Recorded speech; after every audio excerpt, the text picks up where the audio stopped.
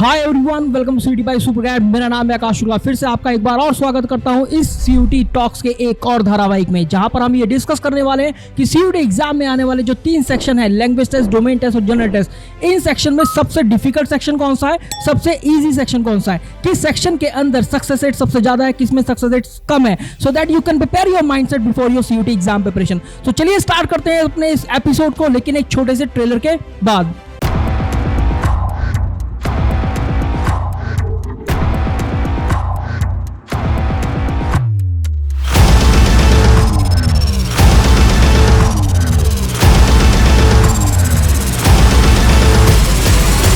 CUT Talks Episode 2 Reality of CUT।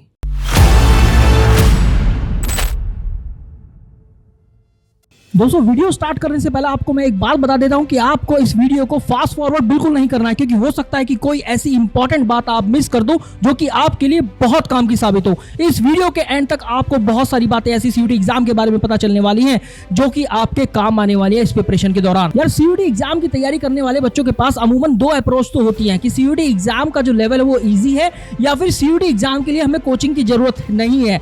देखो, coaching की जरूरत नहीं है या है, उस पर तो मैं कोई बात नहीं करूंगा, ये आपकी कॉल है, आप डिसाइड कर सकते हैं। लेकिन सीयूटी एग्जाम का लेवल कैसा है वो हम यहां पर डिस्कस करने वाले हैं। लेकिन हाँ, इधर सुनो, पलक अग्रवाल मित्तल जिसने 1200 से 1200 स्कोर किया, दिविजा बंसल जिसने 1166 स्कोर किया आउट ऑफ 1200, और कात्यायनी मदेती जिसने 800 में से 800 स्कोर किया। ऐसे ही न जाने कितने सुपर ग्रेड के स्टूडेंट हैं जिन्होंने अच्छा स्कोर किया सीयूटी एग्जाम के अंदर, और दिल्ली यूनिवर्सिटी के फर्स्ट मेरिट में ही उनके डीयू के टॉप कॉलेज के अंदर एडमिशन हुआ है। चलो बात करते हैं कि सीयूटी एग्जाम का लेवल ईजी है या डिफिकल्ट है। देखो, मैं आपको डायरेक्टली तो नहीं बोलूंगा कि एग्जाम ईजी है डिफिकल्ट है, हम लोग यहाँ पर नंबर्स के साथ बात करेंगे और फिर एंड में देखेंगे कि LHS is equal to RHS and hence proved.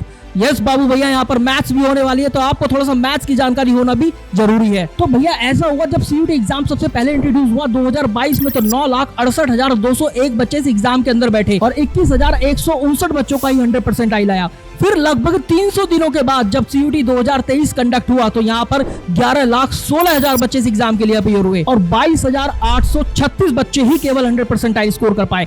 देखिए, 9,68,000 से 11,16,000 तो बच्चों का नंबर चला गया, लेकिन 100% आई स्कोरर का नंबर इतना नहीं बढ़ पाया। एक बार फिर से सीयूटी एग्जाम ने बच्चों के सामने सीना तान कर कहा, अरे हम किसी से कम है क्या। नंबर्स की बात थोड़ा आगे सरकाते हुए यहाँ पर डिस्कस करते हैं कि यार आपका सेक्शन वाइज किस तरीके का डिफिकल्टी लेवल रहता है। उठाते हैं लैंग्वेज टेस्ट को। लैंग्वेज टेस्ट में महामहिम एनटीए ने ये सिलेबस निर्धारित किया है कि आपको लैंग्वेज टेस्ट में रीडिंग कॉम्प्रिहेंशन पढ़ना है, फैक्चुअल, लिटरेरी और narrative type. Choose the correct part, rearranging the word, synonym, antonym and vocabulary, ये पढ़ जाओ। लेकिन जब बच्चे एग्जाम में पेपर देने गए तो वहां पर देखा गया figure of speech, spotting error, spelling test और न जाने कैसे कैसे ग्रामर के क्वेश्चंस पूछे गए। और इसी वजह से जो 4,85,894 बच्चे लैंग्वेज टेस्ट में अपीयर हुए थे इंग्लिश लैंग्वेज के अंदर, तो उनमें से 8,236 बच्चे सिक्योर कर पाए 100% आई, और इंग्लिश लैंग्वेज ने भी अपना जलवा दिखाया। तो भाई, इंग्लिश लैंग्वेज तो बना हाईएस्ट सेकंड टेस्ट इन दी सीयूटी एग्जामिनेशन, और यहाँ पर सक्सेस रेट 1.69% का देखा गया।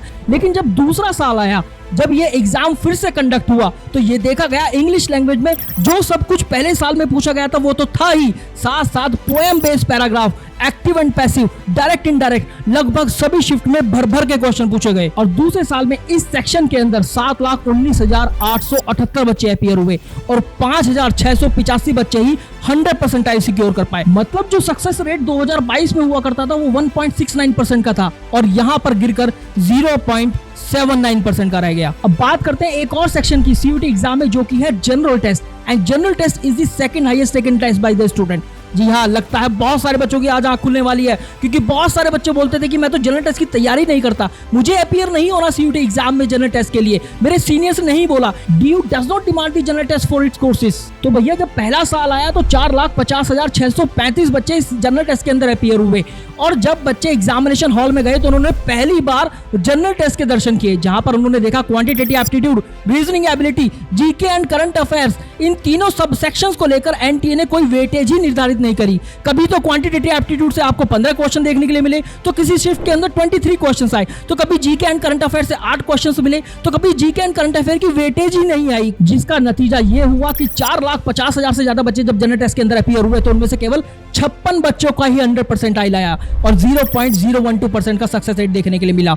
और जनरल टेस्ट बना one of the most highest competitive test and one of the most difficult test in the CUET examination. अब आया दूसरा साल, अब इस जनरल टेस्ट के अंदर एनटीए ने यह कहानी फिर से दोहराई और जब 6,71,000 से भी ज्यादा बच्चे इस जनरल टेस्ट के अंदर अपीयर हुए तो इस बार केवल 36 बच्चे ही 100% आइल सिक्योर कर पाए और सक्सेस रेट और भी कम हो गया। और ये सक्सेस रेट 0.012% किसी जमाने में हुआ करता था, तो वो इस बार 0.005% का देखा गया। अब बात करें डोमेन सेक्शन की, एक ऐसा सेक्शन है जिसको बच्चे थोड़ा बहुत नहीं बहुत ज्यादा हल्के में लेते हैं और ये गलती कर देते हैं कि बोर्ड एग्जाम के साथ साथ हमारा डोमेन सेक्शन सीयूटी एग्जाम के लिए भी प्रिपेयर हो जाएगा। लेकिन जब ये सीयूटी एग्जाम कंडक्ट हुआ तो वहां पर देखा गया definition based, concept based, numerical based, statement adjustment reason based, case study based, paragraph based और न जाने कितने तरीके के क्वेश्चन इस डोमेन सेक्शन के अंदर पूछे गए और एनसीईआरटी की लाइन बाय लाइन अप्रोच पर क्वेश्चन पूछे गए। एनसीईआरटी से इतने इन डेप्थ क्वेश्चन पूछे गए कि बच्चों ने उनको आउट ऑफ सिलेबस घोषित किया। और अगर मैं साइंस स्ट्रीम की बात करूं तो यहां पर फिजिक्स के अंदर अगर 4,82,000 से भी ज्यादा बच्चे अपीयर हुए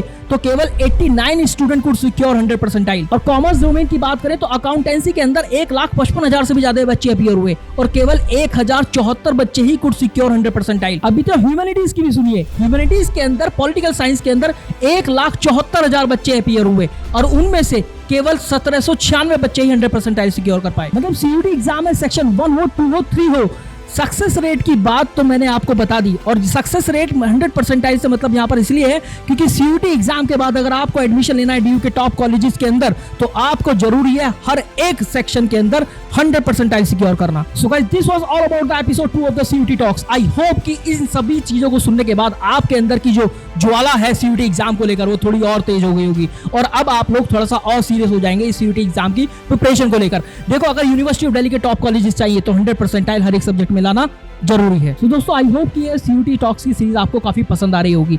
मेरा इस सीरीज को लाने का मेन ऑब्जेक्टिव यही है कि आपको मैं सीयूटी की रियलिटी से रूबरू करा सकूं। अगर आपको कोई और इन डेप्थ टॉपिक चाहिए then do let me know in the comment section box, क्योंकि मैं कमेंट सेक्शन देखता हूं।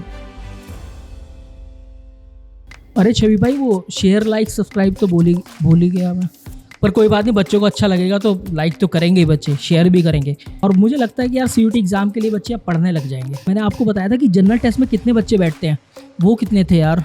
अरे चलो जल्दी से वीडियो शुरू करते हैं, काफ़ी देर हो गई है।